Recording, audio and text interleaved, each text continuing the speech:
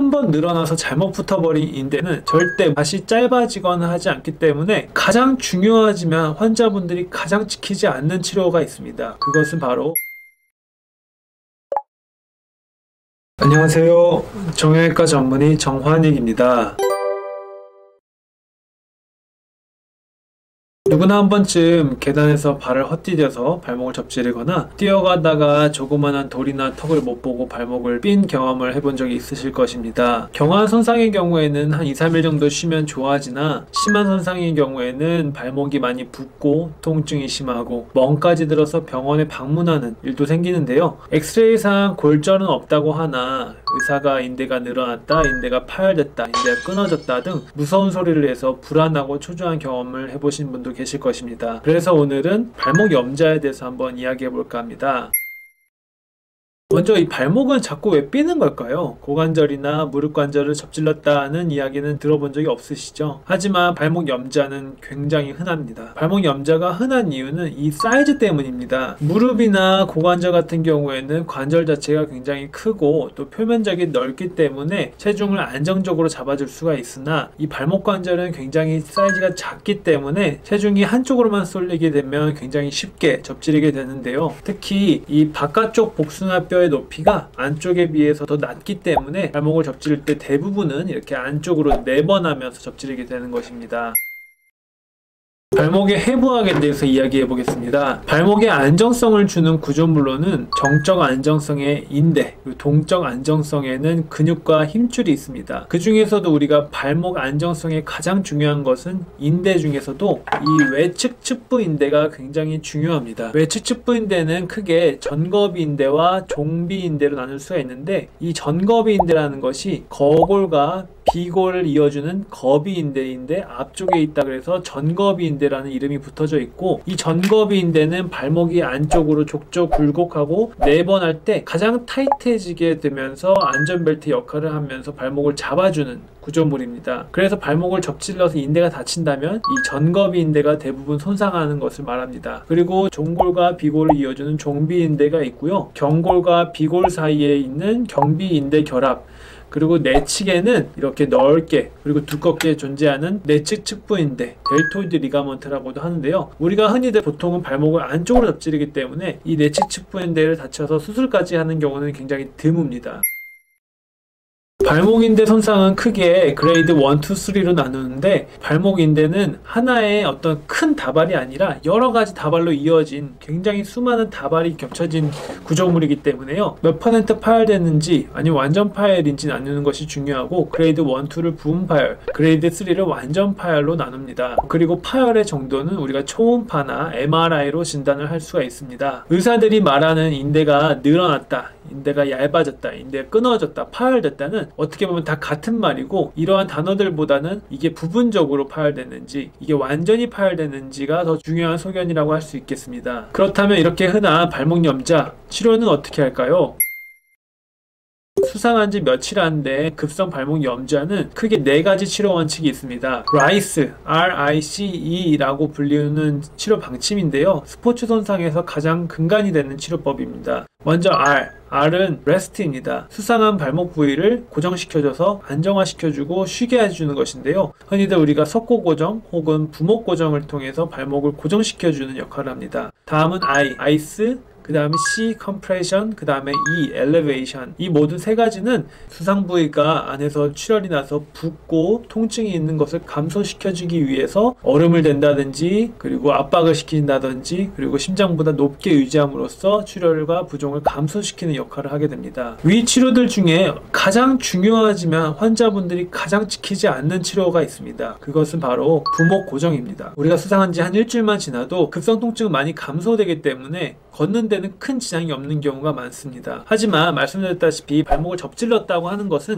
이 전거비 인대가 부분적 혹은 완전 파열이 일어났다는 것인데요. 이 인대는 자기들끼리 재생하는 구조물이 아니라 주변 조직과 늘러붙으면서 치유가 되는 것인데, 발목이 고정되어 있지 않고 움직인다면 이 끊어진 인대가 제자리에 잘 있어야 붙을 텐데, 계속 움직임이 있다면 잘 붙지 않을 뿐더러 늘어나서 붙거나 아니면 오히려 너무 잘못 붙으면서 흉터가 더 크게 생기면서 두꺼워져서 이것으로 인한 통증이나 아니면 인대 기능이 오히려 떨어지는 일이 발생할 수 있게 됩니다. 한번 늘어나서 잘못 붙어버린 인대는 절대 무슨 일이 있어도 다시 짧아지거나 하지 않기 때문에, 또한 늘어나버린 인대는 인대로서의 그 기능이 없어지는 것이기 때문에 수상 후 적절한 올바른 시기에 올바른 기간 동안 부목고정은 굉장히 중요하다고 할 수 있습니다. 교과서적으로는 4에서 6주 정도의 부목고정을 권고하는데요. 최소한 환자가 임의적으로 부목고정을 제거하기 전에 의사와 충분한 상담 후에 제거를 하는 것을 권고하겠습니다.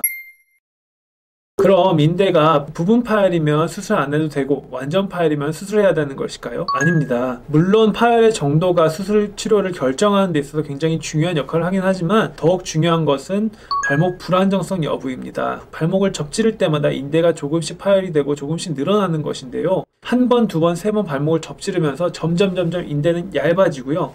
발목을 접지를 때 인대가 타이트해지면서 안전벨트 역할을 해주는데, 늘어나 버리고 얇아져 버린 인대는 그 안전벨트로서의 기능이 떨어져 있기 때문에 발목을 잡아주는 발목 안정성이 굉장히 떨어지게 됩니다. 이것은 다른 말로는 만성 발목 불안정증이 생겼다는 것인데요. 만성 발목 불안정증 환자는 한 달에 한 번, 혹은 심하면 일주일에 한 번, 혹은 하루에 한 번, 그리고 드물게는 그냥 걷다가도 특별한 일이 없는데 발목을 접지를 정도로 발목이 불안정한 상태를 경험하시는 분도 계십니다. 그럼 이렇게 반복적 혹은 심하게 파열된 인대로 인한 발목 불안정증은 무조건 수술해야 되는 것인가요? 역시 아닙니다. 발목을 좀 자주 접질른다고 생명에 지장이 있거나 기본적인 생활이 안 되는 건 아니기 때문에 환자분이 결정하는 요인이 굉장히 큽니다. 우리가 예를 들어 보겠습니다. 20대의 아주 건장한 남성, 그리고 격한 축구나 농구를 즐기는 환자분이 있다고 가정하겠습니다. 다른 한편으로는 80, 90대에 보행만 하시면서 지내시는 노인 환자가 있다고 또 가정을 해보겠습니다. 이 두 환자가 공통적으로 인대의 80%의 파열이 있고 인대 기능에도 만성적인 불안정성이 있다고 했을 때, 과연 같은 인대 상태라고 해서 같은 잣대를 들이대는 것이 맞을까요? 아닙니다. 환자의 신체활동 요구도와 이 환자가 발목 불안정증으로 인한 불편감이 얼만큼 호소하는지 등을 여러가지 종합적으로 상담하고 판단해서 수술적인 치료를 결정해야 되는 것입니다.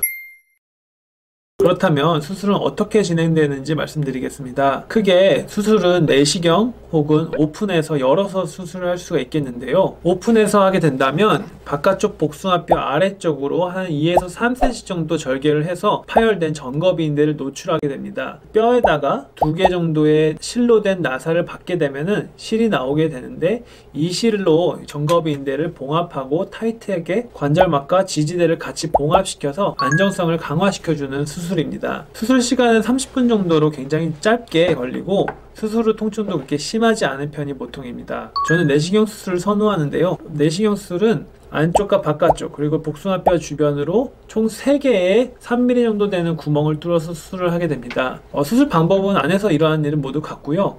내시경 수술의 장점이라면 인대뿐만 아니라 안쪽에 거골과 경골 상태, 그리고 내측측부인대 뿐만 아니라 뒤쪽에 있는 인대까지 모두 확인할 수 있다는 장점이 있습니다. 수술 시간도 오히려 좀 더 적게 걸리는 경향이 있고, 제 개인적인 경험으로는 수술 후 환자분의 통증이나 재활 시간도 더 빠르다고 느끼기 때문에 저는 적응증이 된다면 내시경으로 발목인대 수술을 진행하고 있습니다. 수술 후에는 1에서 2주 정도 목발 보행을 하며 2주 뒤부터는 목발 없이 그냥 보행하실 수 있습니다. 석고 고정은 수술 후 기준 일주일 정도부터 한 달째까지 석고 고정을 하고요. 가벼운 조깅은 2개월째부터, 축구나 농구 같은 활동은 3개월째부터 보통 가능합니다. 수술 후 한 달째까지는 석고 고정을 하고 3개월째까지는 우리가 안전하게 신발 안에 신을 수 있는 보조기를 착용하고 생활하며 재활치료를 병행합니다.